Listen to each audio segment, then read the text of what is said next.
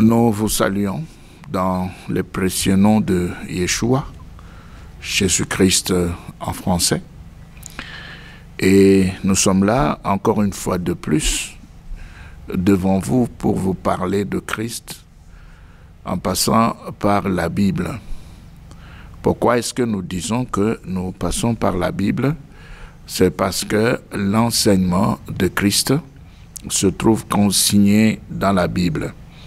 On ne peut pas aujourd'hui parler de Christ sans passer par la Bible qui renferme l'enseignement de Christ. Alors nous commençons d'abord avec 1 Jean chapitre 4. 1 Jean 4 et nous lisons 1-6. 1 Jean 4, 1 jusqu'à 6. Le titre dit « Le faux docteur ». Le faux docteur. Bien-aimés, n'ajoutez pas foi à tout esprit, mais éprouvez les esprits pour savoir s'ils sont des dieux. Donc, il ne faut pas accepter n'importe quoi dans le champ de Dieu. Il ne faut pas accepter n'importe quoi parce que celui qui parle a cité le nom de Jésus. Il faut éprouver. La Bible nous donne la liberté d'éprouver. Ceux qui sont des dieux, ceux qui appartiennent à Dieu, éprouveront. Ceux qui ne sont pas des dieux, ceux qui n'ont rien à voir avec Dieu, ceux-là qui ne voient que leurs propres intérêts, n'éprouveront pas les esprits, ils croiront tout, ils goberont tout, ils accepteront tout.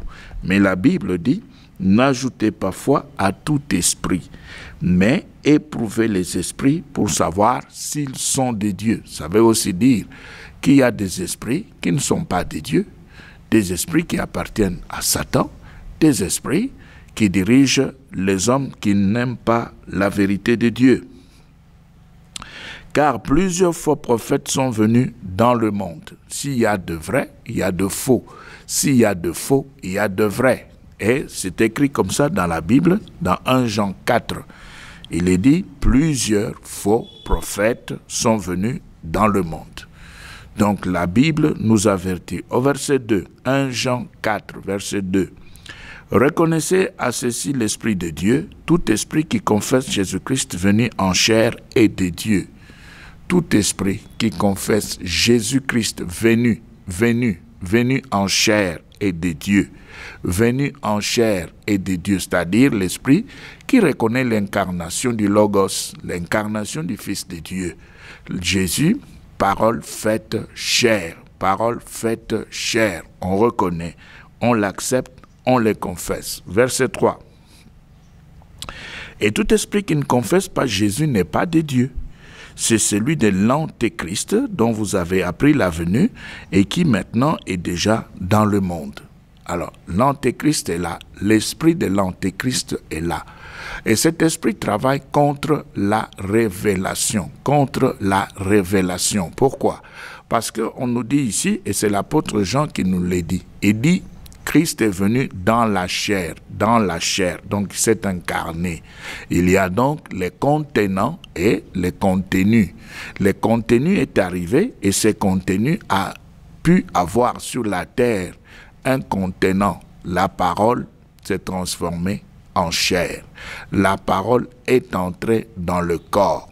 Maintenant, il y a des gens qui sont opposés complètement à Christ. Et tous ceux-là qui sont opposés à Christ, ils ont l'esprit de l'Antéchrist. Parce qu'ici, on parle de l'Antéchrist. Plus loin, on parlera de l'Antichrist. Donc, il y a Antéchrist et il y a Antichrist. Antéchrist, vous voyez très bien ce qui est antérieur, et anti qui est opposé. Donc, nous prenons le verset 4. On nous dit, vous petits enfants, vous êtes des dieux et vous les avez vaincus. Parce que celui qui est en vous est plus grand que celui qui est dans le monde. Celui qui est en vous est plus grand que celui qui est dans le monde. Mais maintenant, celui qui est en vous, comment est-ce qu'on va le voir? Comment est-ce qu'il pourra se faire voir? Parce qu'il est en vous. Il est caché en vous. On n'entrera pas en vous pour le voir. On devra donc le voir par vous. Par vous. Vous devez donc le manifester. Et si vous prenez la décision de le manifester, il ne pourra se faire voir que par le comportement. Par le comportement, les actes, les œuvres, par ce que nous disons, par ce que nous faisons. Ce que nous disons, ce que nous faisons, nous révèle la nature de celui qui est en nous. Si celui qui est en nous est le vrai, il est rattaché à la parole de Dieu, la parole véritable, la parole pure, nous aurons aussi sur nos lèvres des paroles pures. Dans les domaines des actes qui les glorifient, nous aurons des œuvres qui élèvent son nom.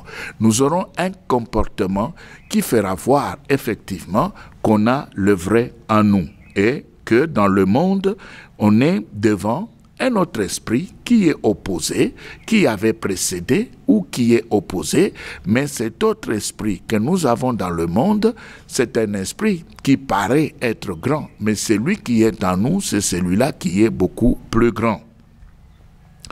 Maintenant, le verset 5 et 6. Eux, ils sont du monde, c'est pourquoi ils parlent d'après le monde, et le monde les écoute. Voilà.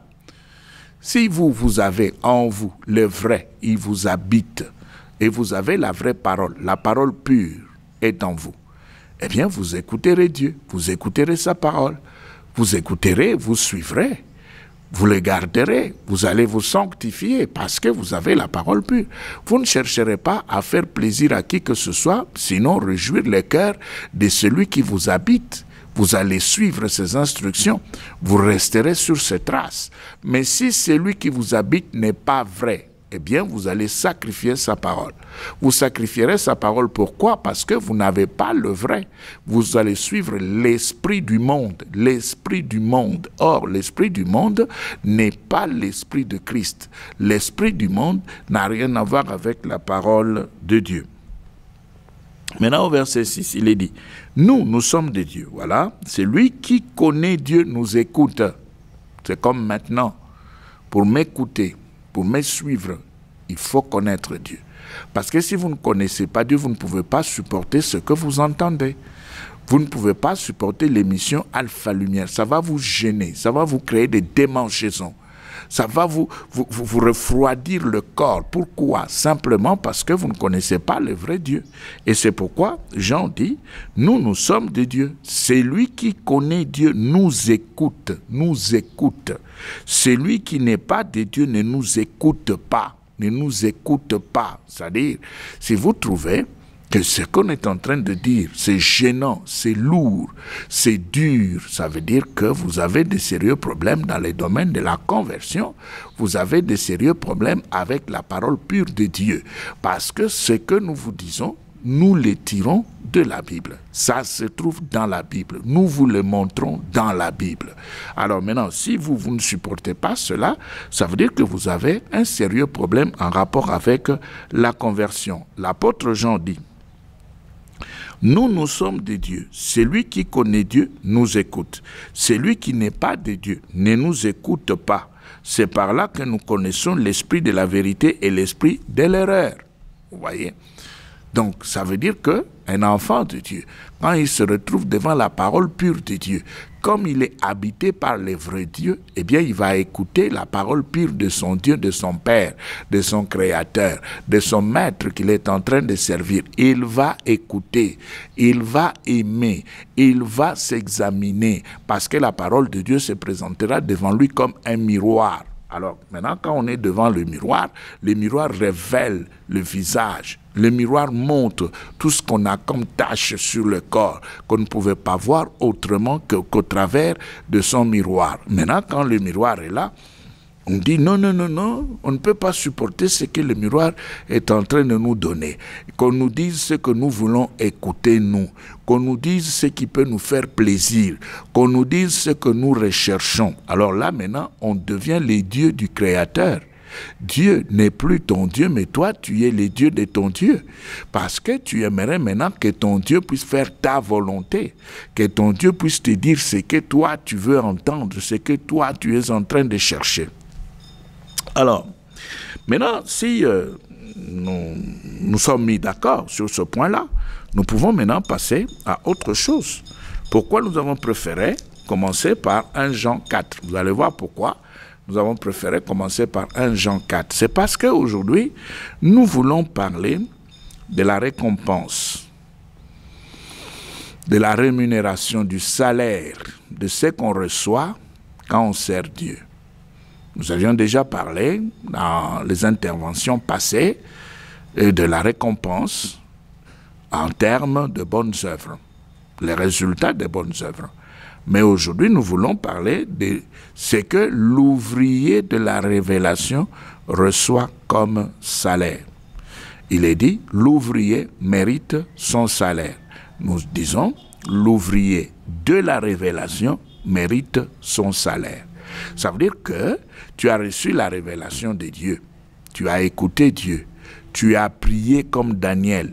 Tu as prié. Tu as pris le temps pour écouter, pour comprendre, afin d'être fidèle dans la pratique, afin de ne pas passer à côté, afin de pouvoir réjouir les cœurs de Dieu, afin de pouvoir faire exactement ce que la révélation a commandé.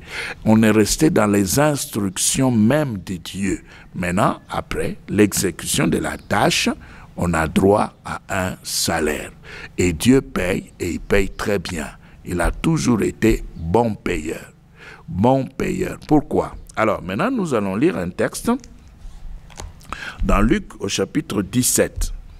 Luc chapitre 17, nous allons prendre ce texte dans la Bible en application. La Bible en application. Nous prenons ce texte dans la Bible en application, mais vous pouvez toujours aussi le lire dans Zégon 1910 ou bien dans Français courant. Maintenant ici, Luc 17, nous prenons le verset 7 jusqu'à 10. Il est dit, le titre d'abord, on nous dit « L'esclave qui n'a fait que son devoir ». L'esclave qui n'a fait que son devoir.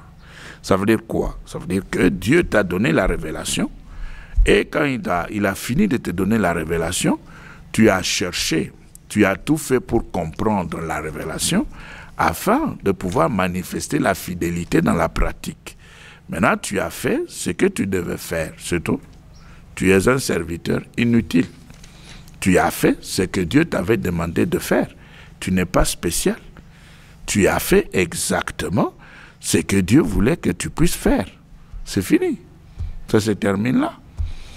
Et nous avons préféré prendre ce texte dans la Bible en application. C'est toujours la version Zégon, mais Bible en application à cause du titre. Parce que vous voyez dans 1910, Luc 17, si vous prenez Luc 17 dans 1910, verset 7, il n'y a pas de titre.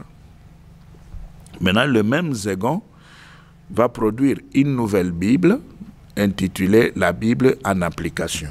Maintenant, ici, dans Luc 17, verset 7, il y a un titre.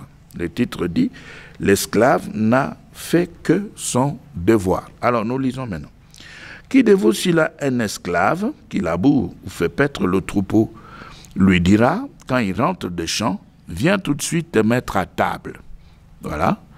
Tu as un esclave, mais dans 2 1910, on dit serviteur qui laboure ou paie le troupeau. Vous voyez. Ici, on parle d'un esclave. Maintenant, toi, tu reviens à la maison, tu trouves ton esclave, et puis tu lui dis, bon, viens tout de suite te mettre à table avec moi pour manger. Non. 8. Jésus dit, ne lui dira-t-il pas au contraire, prépare-moi à dîner, mets-toi en tenue pour me servir jusqu'à ce que j'aie mangé et bu. Après cela, toi aussi, tu pourras manger et boire. Donc, l'esclave doit d'abord faire son travail. C'est pourquoi toi, tu avais reçu la révélation. Est-ce que tu avais fait, ou tu as fait, ou tu es en train de faire ce que Dieu t'avait commandé? Ce que tu avais reçu dans le songe, ce que tu avais reçu dans tes visions, ce que tu avais reçu par prophétie et que tu as vérifié dans la prière.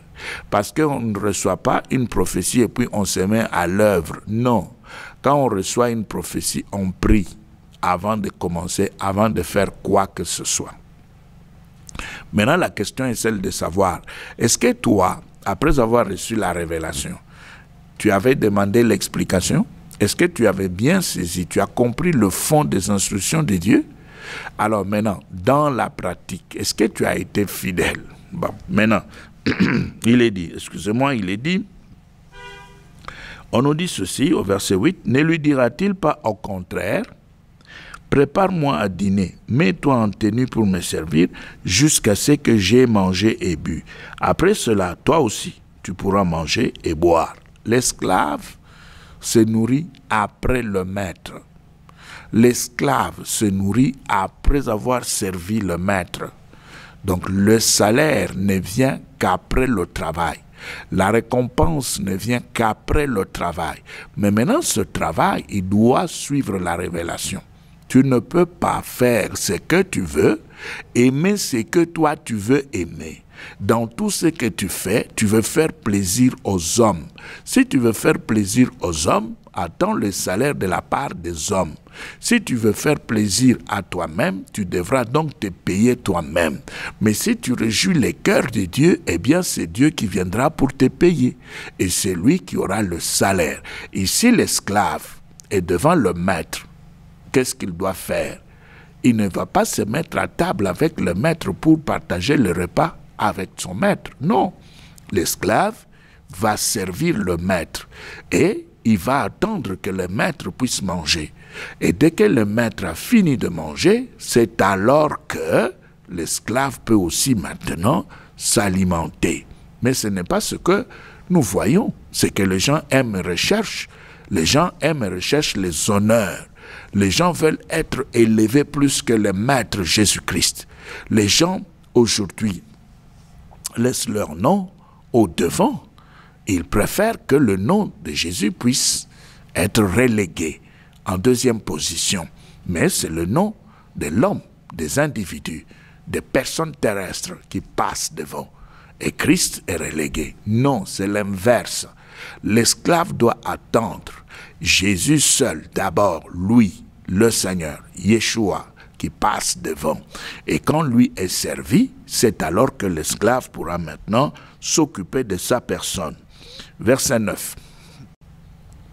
Saura-t-il gré à cet esclave d'avoir fait ce qui lui était ordonné? Ah, verset 9, allons-y dans 1910. Écoutez. Doit-il de la reconnaissance à ses serviteurs parce qu'il a fait ce qui lui était ordonné? Voilà, la question est posée. Toi, on t'a donné une révélation. Tu es allé faire ce que le ciel t'a demandé de faire. Tu l'as fait, c'est fini. Est-ce que tu attends que le ciel puisse te féliciter? Parce que tu as fait ce qu'on t'avait demandé de faire? Non, tu ne peux pas rechercher des félicitations. Pourquoi? Parce que pour le ciel, tu as fait ce que tu devais faire. Tu devras donc attendre ton salaire. Pas de félicitations. C'est pourquoi il est dit au verset 9. Jésus pose la question.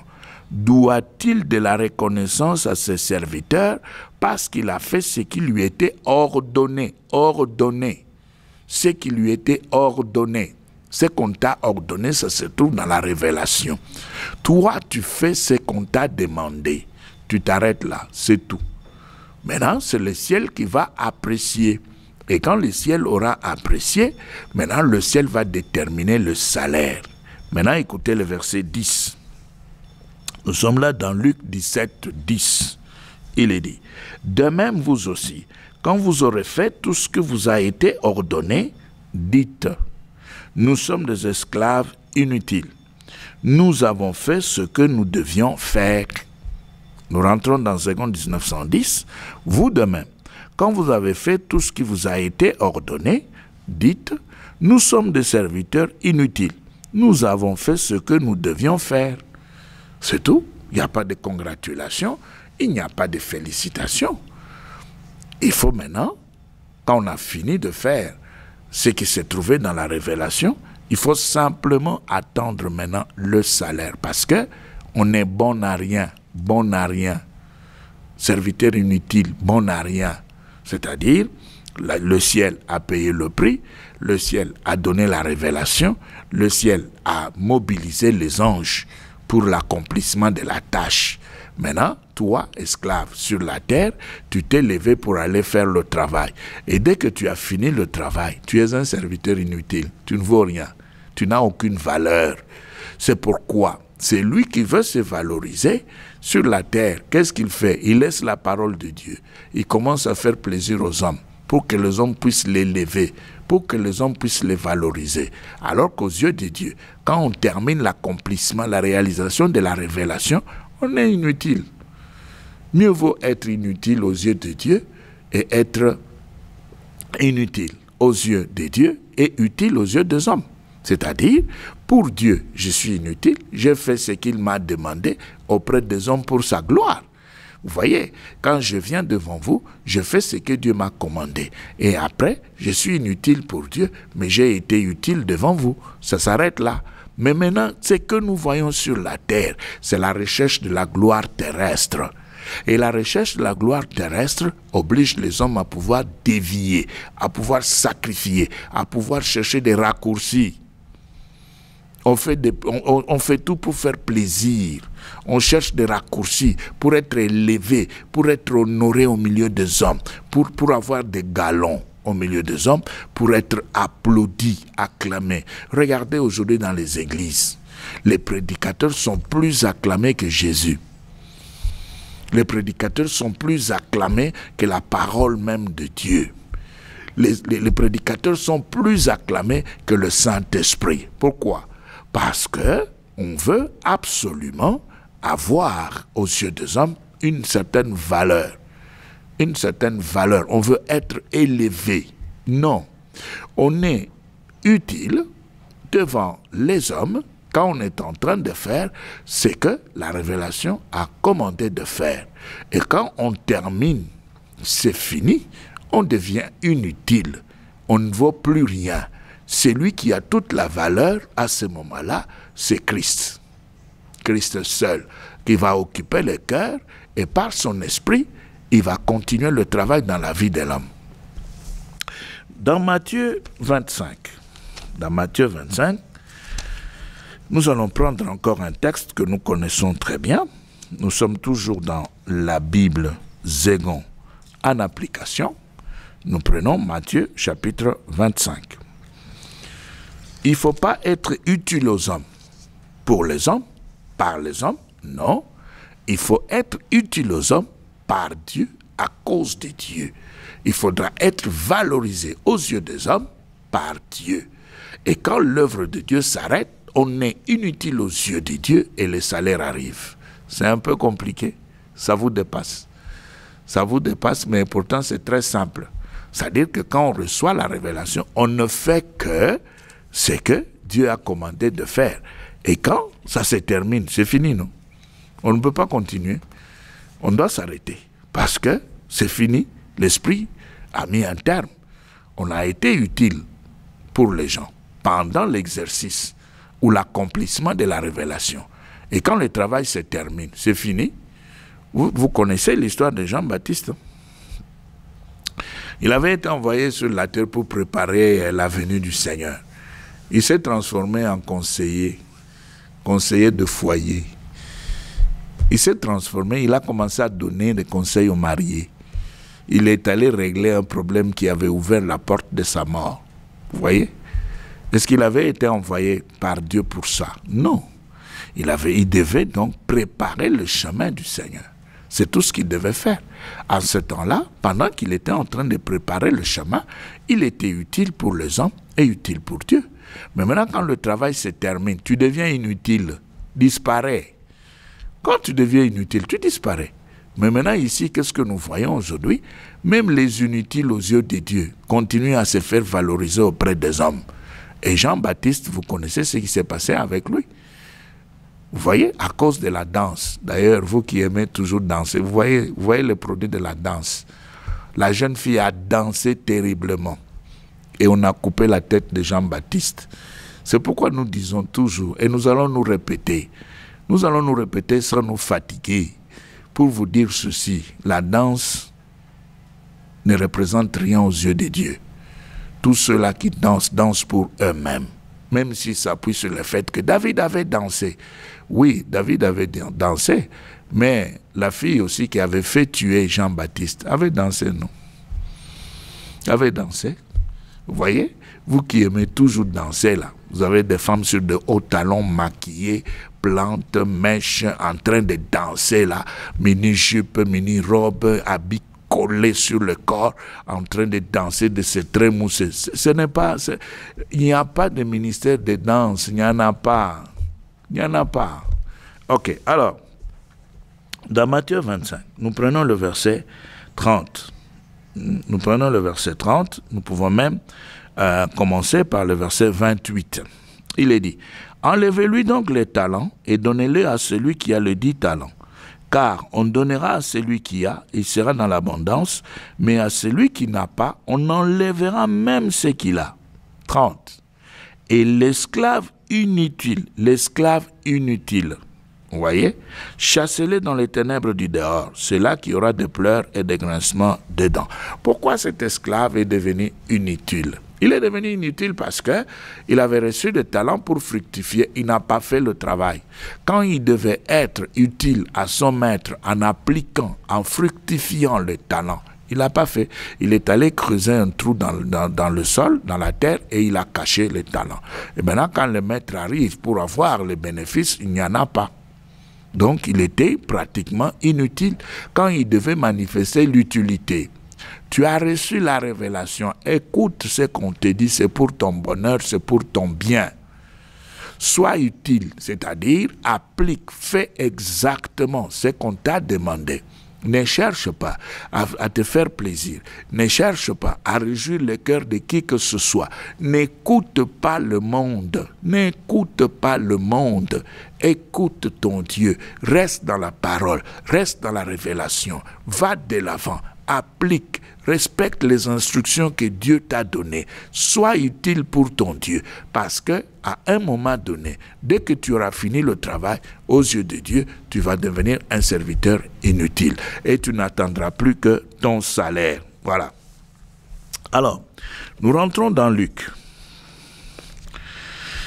Quand nous rentrons dans Luc, et cette fois-ci, nous allons prendre Luc 22. Et quand nous prenons Luc 22, il y a quelque chose de très intéressant dans les domaines des salaires, dans les domaines de la rémunération. Dans Luc 22, nous prenons le verset 35. 35. Alors ici, le titre dans la Bible en application, le titre dit ceci, la bourse, le sac et l'épée. La bourse, le sac et l'épée. Nous allons expliquer ces trois éléments. Alors, 35. Il leur dit encore, quand je vous ai envoyé sans bourse, ni sac, ni sandales, avez-vous manqué de quoi que ce soit? Ils répondirent de rien. Avez-vous manqué de quoi que ce soit? Ils répondirent de rien. Pourquoi? Parce que justement, eh bien, qu'est-ce qui s'était passé là? Ce sont des gens qui étaient là, ce sont des gens qui avaient reçu la révélation, l'instruction. Ils ont suivi l'instruction du maître. Et en suivant l'instruction du maître, eh bien, ils sont allés maintenant dans le champ de travail. Alors, il leur dit, Jésus leur pose la question, quand je vous ai envoyé sans bourse, ni sac, ni sandales, sans bourse, ni sac, ni sandales. Alors, pourquoi ici, le maître utilise la bourse? Eh bien, il utilise la bourse pour se référer à l'économie. Vous voyez, les concepts de bourse nous renvoient tout de suite au concept économique. Vous voyez, ici, il est question de l'épargne, de ce qu'on peut épargner pour la vie. Maintenant, le Seigneur avait envoyé ses disciples sans fonds, sans compte en banque, sans épargne, sans argent gardé quelque part. Vous voyez, c'est ça, la révélation. Parce que les salaires se trouvent dans la révélation. Et c'est pourquoi, il est dit, l'ouvrier mérite son salaire. C'est pourquoi on dit cela. Maintenant, quand on parle de sac, c'est un lieu ou un objet qui nous aide à pouvoir garder la nourriture. C'est en rapport avec l'alimentation. Donc, le sac était là pour que l'individu puisse garder la nourriture. Alors, maintenant, on dit sans sac. pour des réserves alimentaires, sans souliers. Pourquoi il dit sans souliers, ni sandales? Ni sandales veut dire sandales de rechange, une paire de souliers de rechange pour le confort. Et le maître dit, je vous ai envoyé, vous n'aviez pas ces choses-là, mais avez-vous manqué de quelque chose? Eh bien, ils vont répondre de rien. C'est-à-dire que tout était là. Dans la révélation, c'est là où se trouve le salaire. Et ce salaire, quand il arrive, il est spirituel, il est physique, il est matériel, il est complet, il est parfait. Il vient de la part de Dieu. Un Dieu parfait et complet, un Dieu véritable, qui sait et qui connaît toutes choses, qui fait toutes choses nouvelles sur le point d'arriver. Alors, maintenant, bourse, nous nous rappelons, nous nous répétons plutôt, il est question de l'économie, de l'épargne, de tout ce qu'on fait exactement pour pouvoir garder l'argent. C'est ça l'expression bourse ou bien mot bourse. Maintenant, quand on parle du sac, c'est un lieu, un objet de réserve alimentaire. Donc, vous avez un endroit où vous allez cacher ou mettre la nourriture pour le voyage. Souliers, paire de rechange. Maintenant, Jésus avait dit à ses disciples, ne prenez pas, n'ayez pas une bourse, un sac, ni une paire de sandales. Donc, partez tel que vous êtes là. Pourquoi? Parce que Jésus lui-même savait que dans ce qu'il avait dit, dans ce qu'il avait commandé, tout était dedans et que les travailleurs ou les apôtres allaient tout recevoir là où ils devaient partir. Alors, dans Hébreux,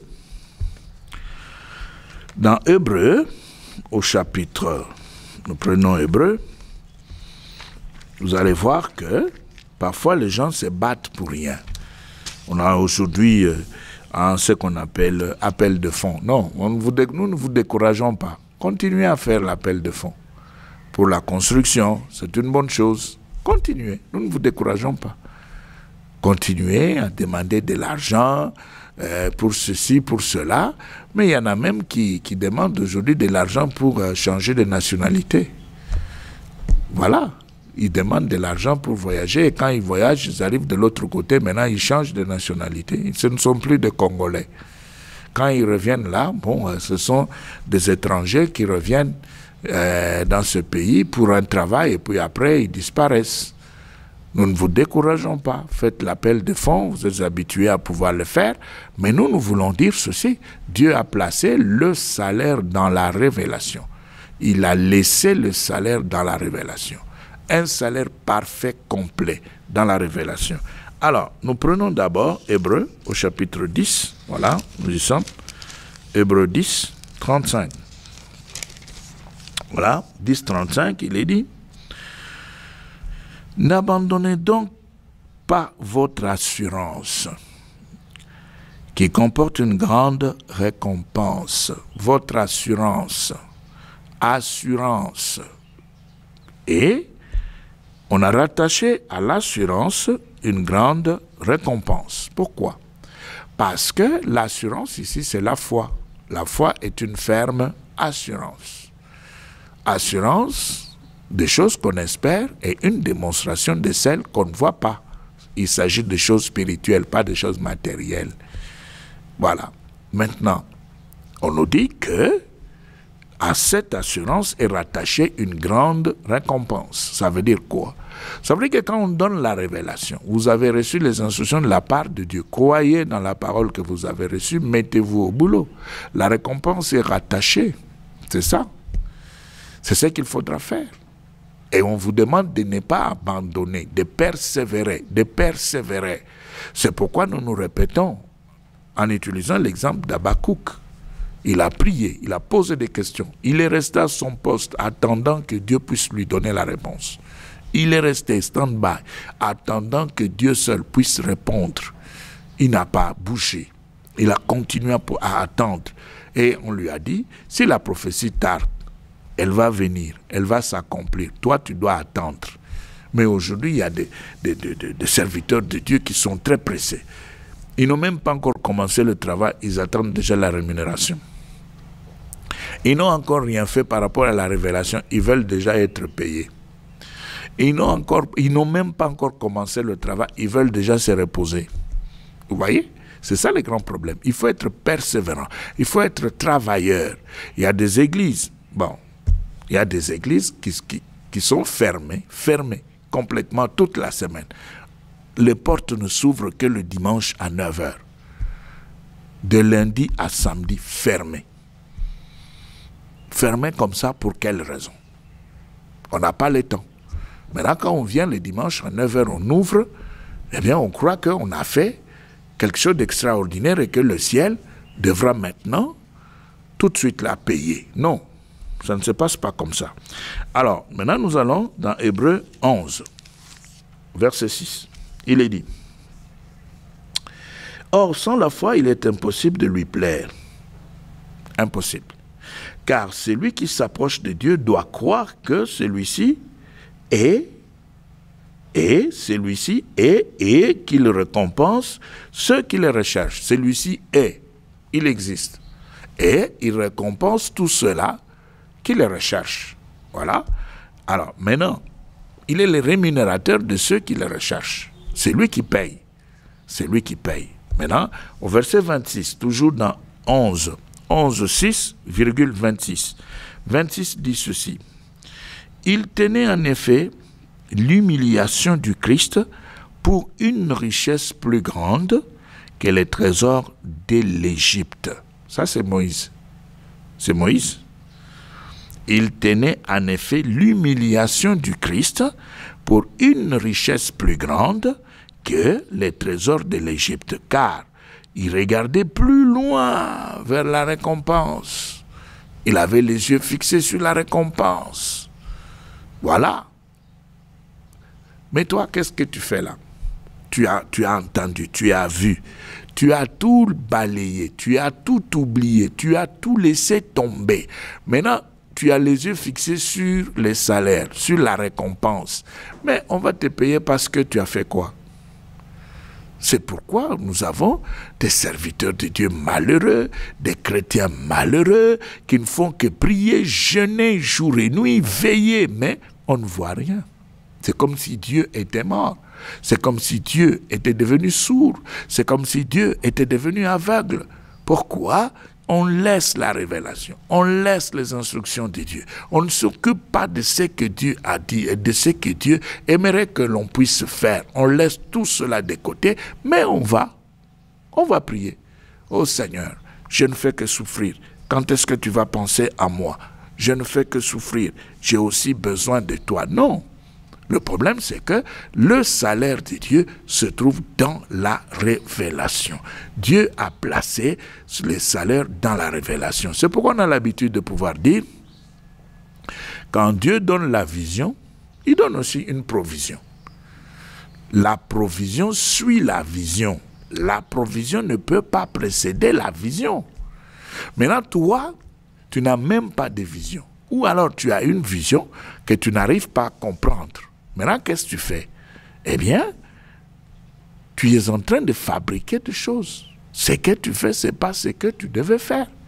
Tu le fais quand même. Tu le fais quand même parce que tu devais le faire. Alors, c'est pourquoi la provision n'arrive pas. La provision ne se manifeste pas.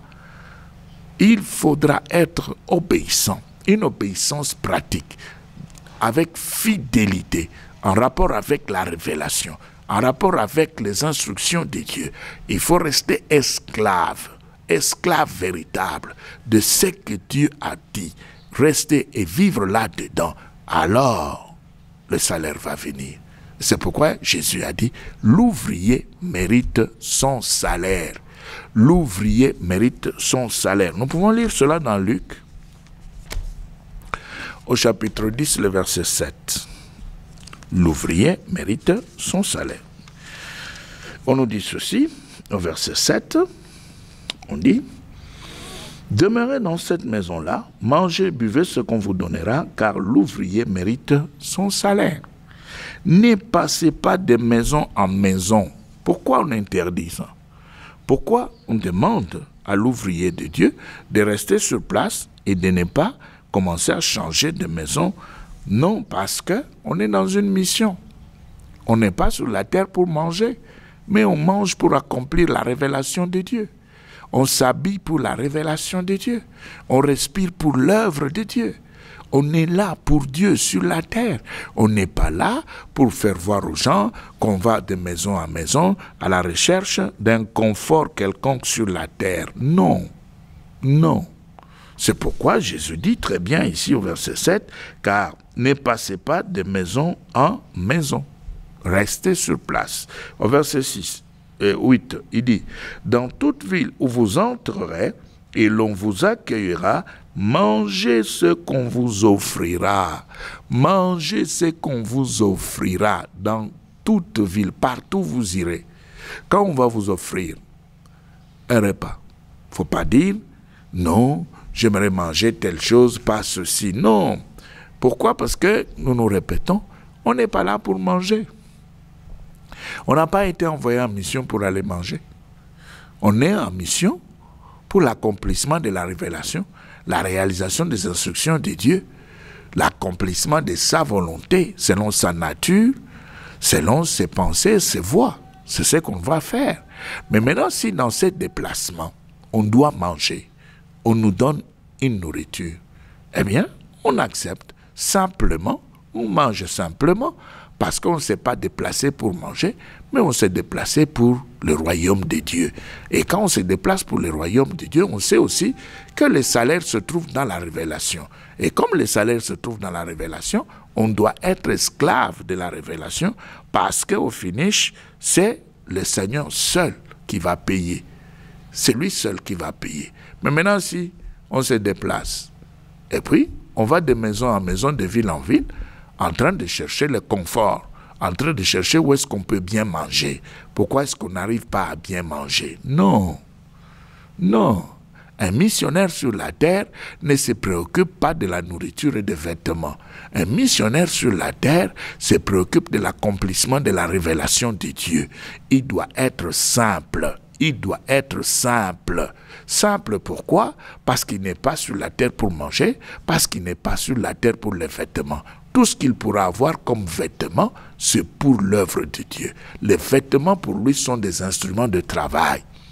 Les vêtements pour lui sont là pour qu'il puisse les utiliser afin d'accomplir la révélation de Dieu. Les vêtements pour lui ne sont pas là pour faire, par exemple, défilé de mode, pour faire voir combien on sait s'habiller et changer.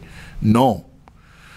On est là sur la terre, on peut manger, on peut s'habiller, on peut avoir une maison, mais tout ce qu'on a, on les possède pour le royaume. On ne possède pas ces choses pour pouvoir chercher à vivre comme n'importe qui et être à l'aise sur la terre. Non. Alors, maintenant au verset 10, mais dans toute ville où vous entrerez, et l'on ne vous accueillera pas, allez dans les grandes rues et dites, même la poussière de votre ville qui s'est attachée à nos pieds, nous la secouons pour vous la rendre. Sachez pourtant que le règne de Dieu s'est approché. Je vous dis qu'en ce jour-là sera moins dur. Ce jour-là, ce sera moins dur pour Sodome que pour cette ville-là. Vous voyez ici? Maintenant, on vous a donné la révélation. Vous avez laissé la révélation. Mais maintenant, on vous méprise quelque part. Vous dites, bon, je vais secouer la poussière de mes pieds. Vous allez voir ce qui va vous arriver. Non, il n'y aura rien. Il n'y aura rien parce que la poussière des pieds secouée, quand une ville rejette la parole de Dieu, Dieu vous a envoyé prêcher. Vous êtes allé là-bas. La ville a refusé. La maison a refusé. La famille a rejeté. À ce moment-là, vous pouvez secouer la poussière de vos pieds. Mais vous n'êtes pas dans la révélation. Vous ne faites rien. Vous êtes dans ce que vous voulez. Vous êtes déplacé pour aller manger. Vous êtes déplacé pour qu'on puisse vous donner. On ne vous a pas donné. Maintenant, vous levez. Je suis serviteur de Dieu. Je vais secouer la poussière de mes pieds. Et vous allez voir, il n'y aura rien. Il n'y aura rien parce qu'il faut bien relire le texte. Il faut bien relire le texte. Alors, nous voulons dire ceci, en terminant. Ce que nous voulons, c'est l'obéissance pratique avec fidélité pour recevoir un salaire véritable de la part de Dieu. Que Dieu vous bénisse.